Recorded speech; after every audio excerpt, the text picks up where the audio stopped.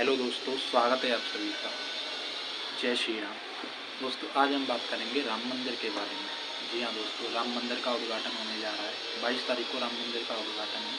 दोस्तों, राम मंदिर के बारे में कुछ ऐसी कहानियाँ हैं, कुछ ऐसे विवाद हैं जो इतिहास में बहुत गिने जाते हैं। दोस्तों, शुरू से शुरू करते हैं। दोस्तों, राम जी के जो पुत्र थे लव और कुश, उसमें से कुश ने राम जी का अयोध्या में मंदिर बनवाया था।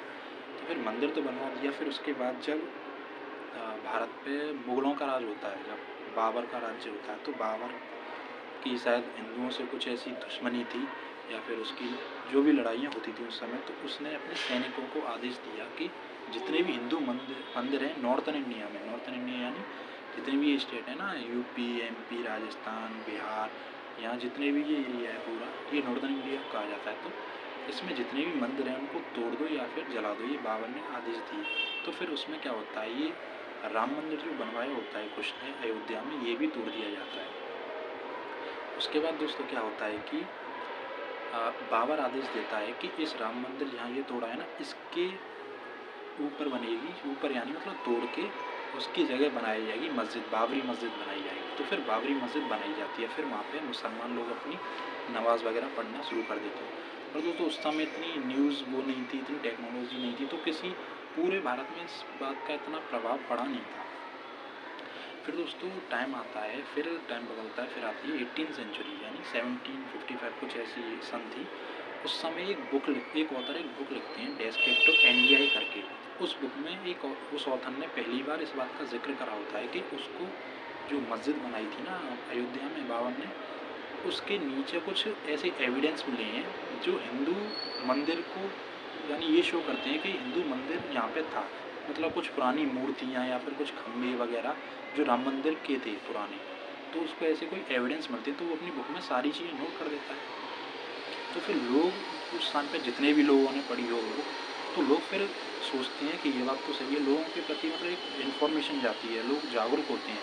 पर उस टाइम पे फिर भी इतने जागरूक नहीं होते। फिर समय टाइम और आगे बढ़ता है। मतलब वो एक चिंगारी थी, उस जो ऑथर ने एक चिंगारी लगा दी थी इस बात को लेके, मतलब राम मंदिर और मस्जिद का ये विवाद है। फिर समय आगे आता है, फिर आती है 19th सेंचुरी यानी 1855 कुछ करके। तो उसमें क्या होता है, 19th सेंचुरी में क्या होता है कि राम मंदिर को लेके पहली बार हिंसा देखी जाती है। हिंसा कैसे देखी जाती है, मतलब हिंदू कहते हैं कि ये इस बुक में ये बात कही गई है तो इसमें सच्चाई होगी, हमें ये बात जाननी है। मुसलमान अपनी कहते हैं कि यहाँ पे मस्जिद ही है, मस्जिद ही रहेगी। तो उस टाइम पे तो ब्रिटिश का राज था, मतलब अंग्रेज़ों का शासन था, तो अंग्रेज़ इस बात को दबाने के लिए कहते हैं कि अभी कुछ नहीं होगा, अभी ये मस्जिद है, मस्जिद ही रहेगी, हिंदू यहाँ पूजा नहीं करेंगे। तो ये बात वहाँ दब जाती है। फिर टाइम और आगे बढ़ता है, फिर आती है 22 या 23 दिसंबर की रात आती है 1947। उस रात को क्या होता है, कुछ हिंदू भक्त होते हैं, वो पता क्या करते हैं, वो मस्जिद में चले जाते हैं, रात का समय होता है, और राम जी की और सीता जी की मूर्ति रख देते हैं उधर। मतलब मस्जिद के अंदर जाते हैं, कोने में मस्जिद के अंदर ही एक कोने में अपना मंदिर सा बना लेते हैं, छोटा मंदिर, वहाँ पे मूर्ति रख देते हैं। तो फिर क्या होता है, मूर्ति रख देते हैं तो वो फिर हिंदू वहाँ चाहते हैं कि हम पूजा करने लग जाएँ। तो उस समय की जो यूपी की स्टेट गवर्नमेंट थी वो भी परमिशन दे देती है। तो यानी अब मस्जिद के अंदर ही एक हिस्से में हिंदू अपनी पूजा कर रहे हैं और एक हिस्से में मुसलमान कर रहे हैं, ठीक है। फिर समय और आगे बढ़ता है, फिर एक 1980 का समय आता है।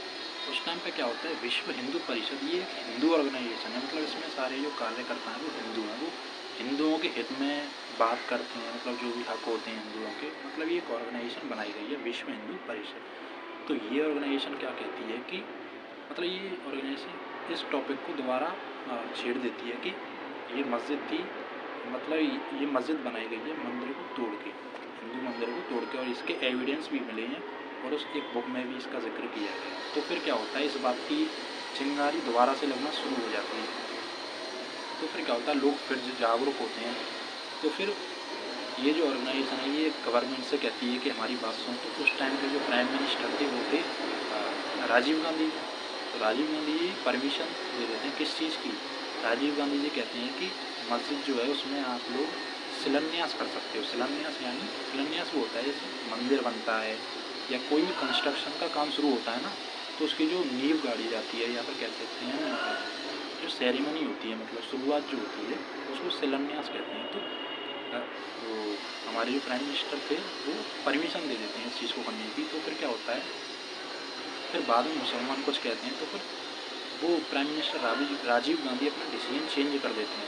अब वो फिर कहते हैं कि मस्जिद के अंदर नहीं, मस्जिद के बगल में आप लोग अपना जो भी सेरेमनी करनी है, मंदिर रखना है वो रख सकते हो, पर मस्जिद के अंदर मत रखो। पर उस टाइम पे मतलब मान जाते हैं लोग, तो ये बात फिर भी दब जाती है।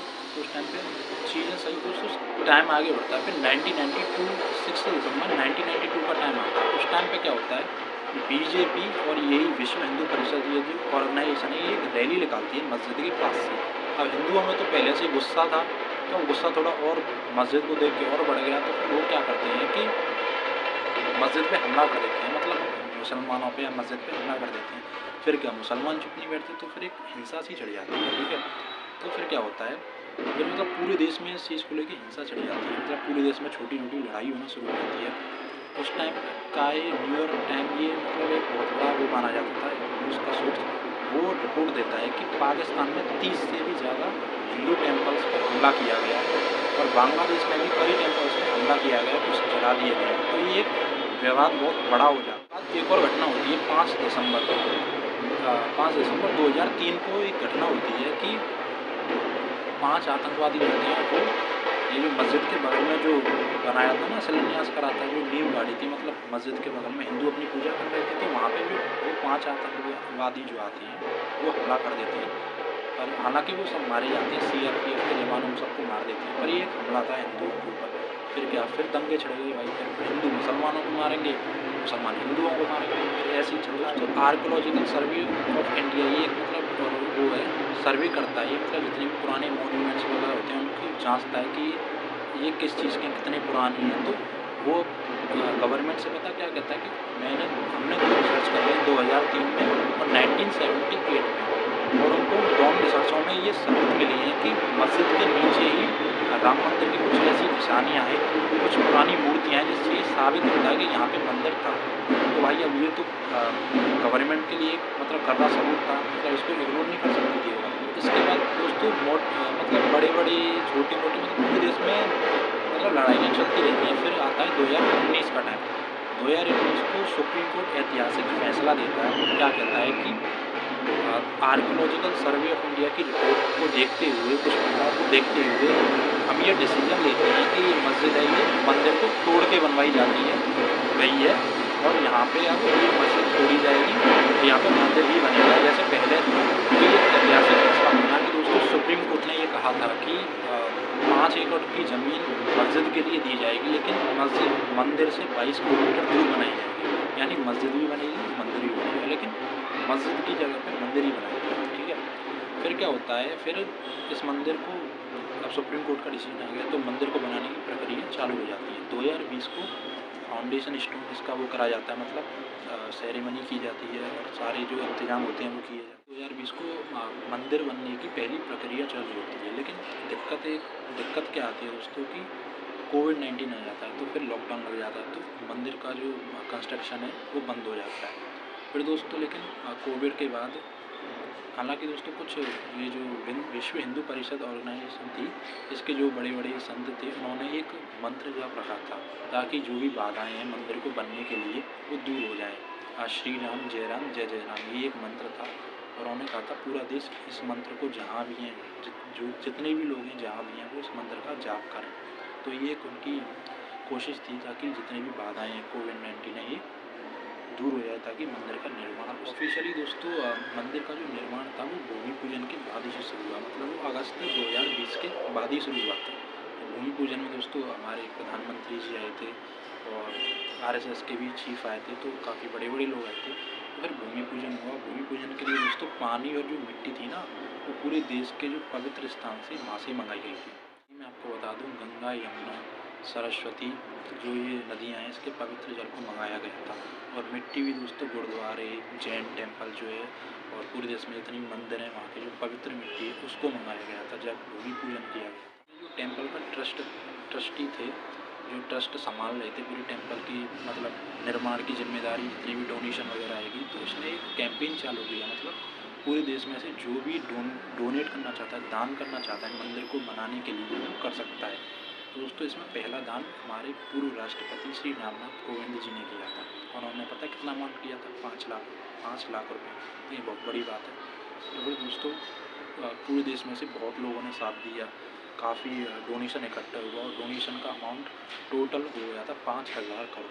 काफ़ी मतलब अच्छा अमाउंट है ये और काफ़ी लोगों ने सहयोग किया था, जिसके कारण आज राम मंदिर बन के तैयार हुआ है। की कहानी थी, उसका इतिहास था, कैसे इतनी कठिनाइयों के बाद, इतनी लड़ाइयों के बाद हमारे कुछ लोग भी थे जो इस राम मंदिर की लड़ाइयों में शहीद भी हुए थे, तो उसको भी हमारे प्रधानमंत्री जी ने श्रद्धांजलि दी थी। दोस्तों इतनी कठिनाइयों के बाद 22 तारीख को हमारे राम मंदिर का उद्घाटन होने जा रहा है। ये हम सब के लिए बहुत बड़ी बात है, पूरे देश के लिए बहुत बड़ी बात है, ना सिर्फ हिंदुओं के लिए बल्कि सभी धर्मों के लिए बहुत बड़ी बात है। दोस्तों हम सभी इसको सेलिब्रेट करेंगे और जैसे कि प्रधानमंत्री जी ने कहा है कि 22 जनवरी को हम सब अपने घर में दीपावली मनाएंगे। तो दोस्तों मैं अपनी तरफ से आप सभी को बोलना चाहता हूँ, जय श्री राम।